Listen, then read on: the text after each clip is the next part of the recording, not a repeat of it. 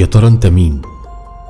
سؤال سهل واي حد فينا يجاوب عليه بكلمة واحدة: انا فلان ابن فلان. لكن بالنسبة لبطل حكايتنا النهاردة السؤال ده كان بداية كابوس ملوش اخر.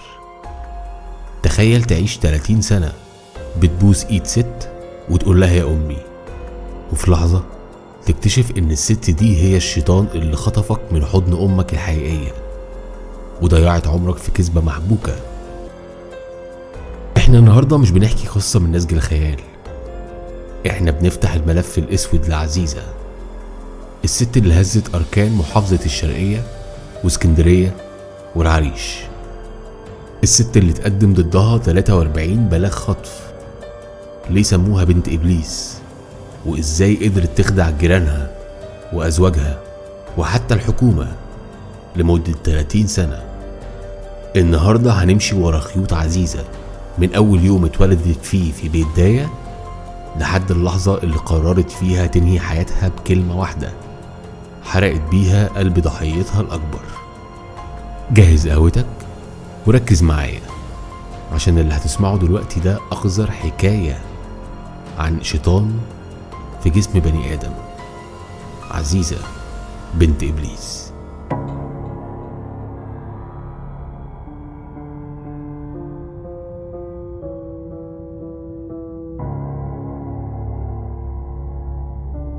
عشان نفهم الجبروت ده لازم نرجع لقرية ميت جابر في الشرقية. عزيزة ما كانتش طفلة بتلعب زي بقية العيال، دي كانت بتكبر في بيت داية. الداية زمان في الريف كانت هي عمدة الستات، عارفة مين حامل ومين مخبية ومين اللي ولدت ومات ابنها. شافت الدم وسمعت صراخ الوجع وتعلمت صنعة التلاعب بالأوراق والمحاضر من وهي لسه ضوافرها طرية.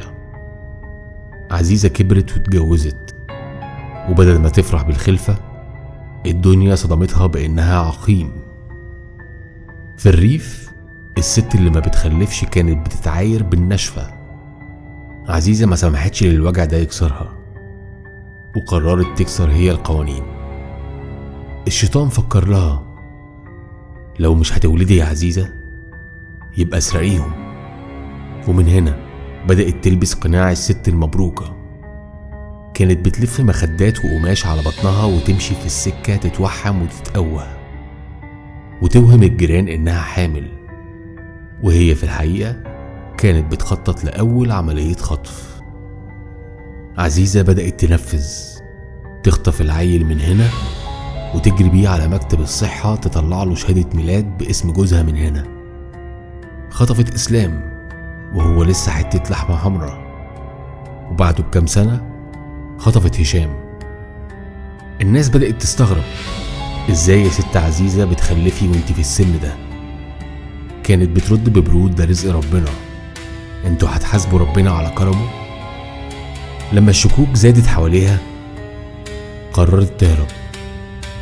اخدت سعيد اللي هو جوزها في الوقت ده واخته والولدين وطلعت بيهم على العريش، وهناك الادمان زاد. عزيزة ما كانتش بتخطف عشان الفلوس، دي كانت بتخطف بالتزوير عشان تذل اهالي اجوازها وتقول لهم انا ولادة. تعالوا نرجع بالزمن لسنة 1992. مستشفى العريش العام. الدنيا زحمة، حر، وريحة المطهرات مالية المكان. وسط الطرقة الطويلة كانت واقفة ست ملامحها عادية، لابسة بلطو أبيض نظيف وبتمثل دور رئيسة التمريض إيمان بمنتهى الاحترافية. عينيها كانت بتصطاد، كانت بتراقب أم لسه خارجة من أوضة العمليات، وشها أصفر من التعب وعينيها مدمعة من الفرحة على الخوف. الأم دي كانت ماسكة ابنها محمد اللي لسه مولود، كانت ضماه لصدرها كأنها خايفة الدنيا تخطفه منها، وما كانتش تعرف إن الشيطان واقف على بعد خطوات. عزيزة قربت منها بابتسامة حنونة مسمومة وقالت لها بصوت واطي وناعم: حمد لله على سلامتك يا حبيبتي، يتربى في عزك. وفي لحظة ضعف وغياب وعي من البنج والتعب، سهت عزيزة الأم وخطفت ابنها، وبمنتهى الهدوء من غير ما تسرع خطواتها مشيت وسط الزحمة وخرجت من باب المستشفى واختفت، وسابت وراها أم هتقضي بقية عمرها بتصرخ: ابني فين يا إيمان؟ لكن شمعة كانت هي القدر اللي مستنيها. شمعة دي ست من اسكندرية، اشترت بيت عزيزة. لما شافت العيال قالت: لا دول شبه عزيزة ولا سعيد جوزها، والعدد زاد قوي في أسبوع.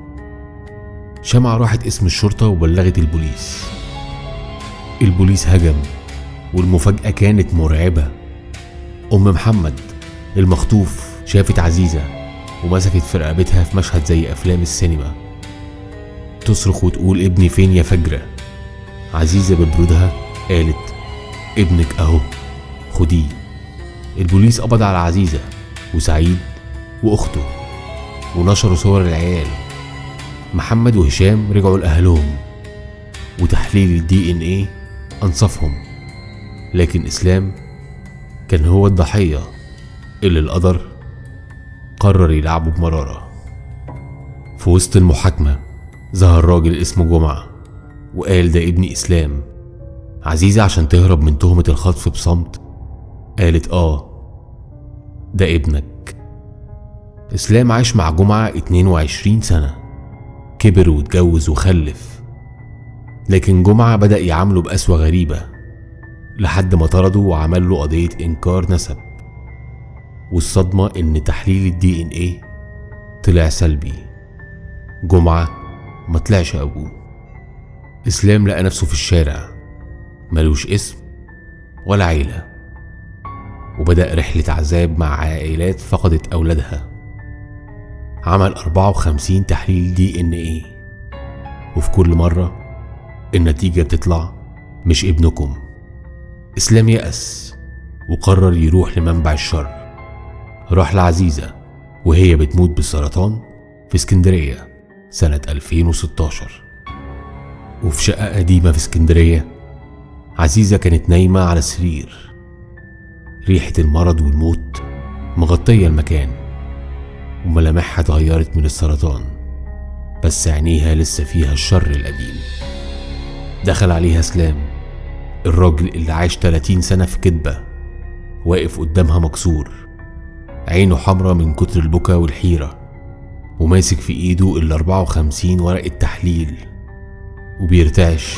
قرب من السرير ووطى عليها وبص في عينيها بشكل مباشر، وسألها بصوت مخنوق بالدموع: أنا ابن مين يا ست انتي؟ ريحيني، أنا عملت 54 تحليل وما طلعش ولا واحد أبويا، قوليلي الحقيقة قبل ما تقابلي ربنا، أنا مين؟ عزيزة بصت له وابتسمت ابتسامة صفرة مرعبة، وقالت له بتحدي وهي بتكح بصعوبة: انت ابني وجمعة أبوك، التحاليل دي كلها كذب. إسلام صرخ فيها بيأس: حرام عليكي، اتقي الله وانت بتموتي. عزيزة في لحظة سيكوباتية نادرة طلبت منه يخرج من الأوضة عشان تجمع نفسها وتقول له الحقيقة. إسلام خرج ووقف ورا الباب وقلبه كان بيدق أمل، لكن فجأة يسمع صوت هبدة قوية ورزع شباك. دخل جري ملقاهاش، بص من الشباك لقاها رمت نفسها من الدور التاني. نزل جري على السلم، لقاها جثة على الرصيف بتطلع في الروح، الدم مغطي وشها. مسك ايديها اللي بدأت تبرد وصوت في ودانها للمرة الأخيرة: اسم أبويا ايه؟ عزيزة وهي بتاخد آخر نفس فتحت عينيها وبصت له ونطقت اسم ملوش ملامح: محمد فرج الله. وماتت عزيزة، ماتت وخدت السر معاها. هل ده اسم أبوه ولا اسم الراجل اللي باعهولها؟ إسلام لحد اللحظة دي تايه، بيدور على محمد فرج الله في كل مكان. عزيزة ماتت بجسمها، لكن سابت لعنتها عايشة في قلب إسلام. دي قصة عزيزة بنت إبليس، الست اللي سرقت عمر عائلات كتير وماتت وهي بتحرق قلب ضحيتها. لو حد فيكم سمع اسم محمد فرج الله أو يعرف قصة طفل تاه في التمانينات، ساعدوا إسلام يوصل لأهله. الحكاية خلصت بس الوجع لسه ما خلصش. تفتكروا إسلام هيلاقي أهله في يوم من الأيام؟